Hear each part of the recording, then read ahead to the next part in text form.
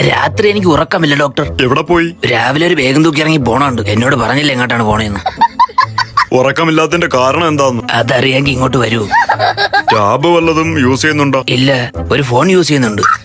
Tablet വല്ലതും കഴിക്കുന്നുണ്ടാന്ന്? ഇല്ല. Morning ഉറങ്ങാറുണ്ടോ? അത് മോളിക്കല്ലേ അറിയൂ. മോളിയല്ല, പകൽ ഉറങ്ങാറുണ്ടോന്ന്. വല്ലപ്പോഴും. ഉറങ്ങുമ്പോൾ എന്താ കാണുന്നത്? ഇരുട്ട്.